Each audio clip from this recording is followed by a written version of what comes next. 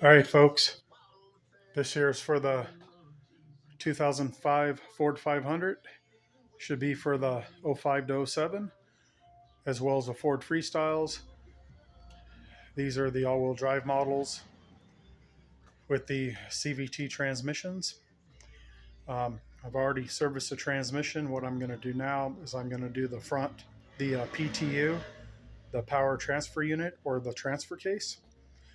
Um, it's not much information on these, so I just went underneath and found what looked like to be the fill bolt for me. Very similar to my 2011 Ford Escape on the PTU on that, because that's all-wheel drive. Um, does not have a drain plug. It only has a fill plug. So this is what I use to suck it out. You can get these at Harbor Freight right here. There's the item number. It's a one-man brake fluid bleeder, pneumatic. You hook air up to it there, and it'll suck out whatever you want to suck through there. Holds a quart. I find this works great to suck these PTUs out. They hold less than a quart. Now you can also use one of these fluid extraction pumps here, also sold at Harbor Freight.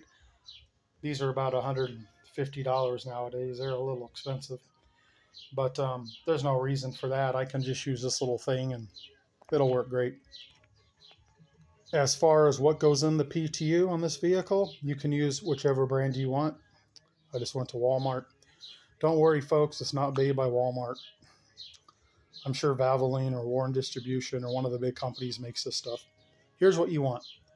75 W90 full synthetic gear lubricant. That's what you want for the power transfer unit. Make sure it's synthetic. That's what you want. Now I'm going to do the rear differential on this car next. That calls for an 80-90 gear oil. It's okay. You can use the same thing in the rear. Just don't swap what's in the rear to the front.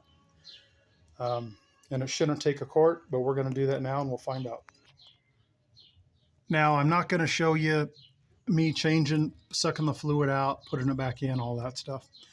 But what I will do is here is underneath the car. Let me turn a light on. Okay. Here's the oil pan of the engine right here, 3-liter engine. Here's the transmission right here. Okay. Here's the PTU, the power transfer unit. See, you got a CV coming out on this side. You got the drive shaft going out to the back. You see that drip right there? That's where I removed the plug. Let me try to get in there. See, I don't know if you can see it or not. But yeah, you can probably see it. I took that plug out of there. You can see the opening. That's where the plug is. There's the plug sitting right there. So I'm just going to fire up the air compressor, stick the hose in there, suck out whatever I can get out, move that hose around real good. You want to get it all out.